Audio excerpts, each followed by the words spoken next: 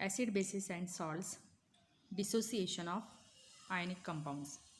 तर विद्यार्थ्यांनो, जो पुढचा पॉईंट आहे डिसोसिएशन ऑफ आयनिक कंपाऊंड्स हा आपण आज घेणार आहोत ॲसिड बेसिस सॉल्ट्समध्ये. तर प्रिव्हियस लेक्चरमध्ये आपण ॲसिड बेसिस आणि सॉल्ट्स याबद्दल समजून घेतलं. आता डिसोसिएशन ऑफ आयनिक कंपाऊंड्स, त्याचबरोबर ionic compounds recapitulation, formation of sodium chloride याचासुद्धा आपण अभ्यास केलेला आहे. How the sodium chloride formation takes place, how sodium positive ion reacts with the chloride ion and produces sodium chloride compound, हे आपण बघितलं. Dissociation of ionic compounds. आता हा जो पुढचा पॉईंट आहे यामध्ये लक्ष द्या. On mixing the substances as shown here, what are the resulting mixtures form by mixing the following substances called. तर ज्यावेळेस आता काही फॉलोइंग सबस्टन्सेस दिलेले, त्यांचं मिक्सचर दिलेले, तर या फॉलोइंग सबस्टन्सच्या मिक्सचरला आपण काय म्हणतो. जसं वॉटर आणि सॉल्ट घेतलं, पाण्यामध्ये जर मीठ टाकला तर तुम्ही काय म्हणणार याला, salt solution. Water and sugar, तर शुगरसुद्धा पाण्यात पूर्ण डिझॉल्व होते म्हणून त्याला शुगर सोल्युशन म्हणणार. पण water and sand do not completely dissolve in the water, त्याच्यामुळे आपण सँड सोल्युशन म्हणू शकत नाही. It is just a mixture.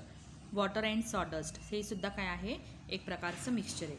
On dissolving in water and ionic compound forms and aqueous solution. तर या ठिकाणी लक्ष द्या, काय सांगितलं की ज्यावेळेस आपण पाण्यामध्ये आयनिक कंपाऊंड टाकतो, जस्ट लाईक सोडियम क्लोराईड आयनिक कंपाऊंड आहे, तर पाण्यात टाकतो, तर हा आयनिक कंपाऊंड पाण्यामध्ये ॲक्वियस सोल्युशन तयार करतो. कम्प्लिटली तो पाण्यात विरघळतो आणि ॲक्वियस सोल्युशन तयार करतो. In the solid state, the oppositely charged ions in the ionic compounds are sitting side by side. तर आयनिक कंपाऊंड्समध्ये ज्यावेळेस आयनिक कंपाऊंड्स हे सॉलिड स्टेटमध्ये असतात, त्यावेळेस सॉलिड स्टेटमध्ये असल्यामुळे जे अपोजिटली चार्जड आयन्स आहे आयनिक कंपाऊंडमधले, ते एकमेकांच्या जवळजवळ अरेंज झालेले असतात. That means positive is sitting near to the negative charged ions, then positive, then negative. In this way अशा पद्धतीने ते एकमेकांच्या जवळ अरेंज झालेले असतात. When an ionic compound begins to dissolve in water, ज्यावेळेस आपण आयनिक कंपाऊंड पाण्यामध्ये टाकतो, the water molecules push themselves in between the ions of the compounds and separate. मग हे जे वॉटर मॉलिक्युल्स आहे, ज्यावेळेस आपण आयनिक कंपाऊंड्स पाण्यामध्ये टाकतो, तर वॉटर मॉलिक्युल्स काय करतात, ते स्वतःला त्या त्या आयन्सच्या मध्ये पुश करतात आणि ते आयन्सला सेपरेट करण्याचा प्रयत्न करत असतात. That is to say an ionic compound dissociates while forming an aqueous solution. त्याच्यामुळे म्हटलं जातं की हे आयनिक कंपाऊंड्स जे आहे त्यांच्या कॉन्स्टिट्युएंट आयन्समध्ये डिसोसिएट होतात, सेपरेट होतात आणि ॲक्वियस सोल्युशन फॉर्म करतात. त्यासाठी बेस्ट एक्झाम्पल तुम्हाला नेक्स्ट पेजवरती दिलेले आहे. या ठिकाणी लक्ष द्या. Each of the dissociated ions in the aqueous solution is surrounded by the water molecules.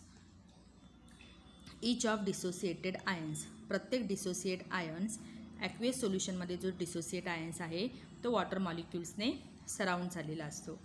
This state is indicated by writing aqueous, meaning AQ, that means aqueous, on the right of the symbol of the ion.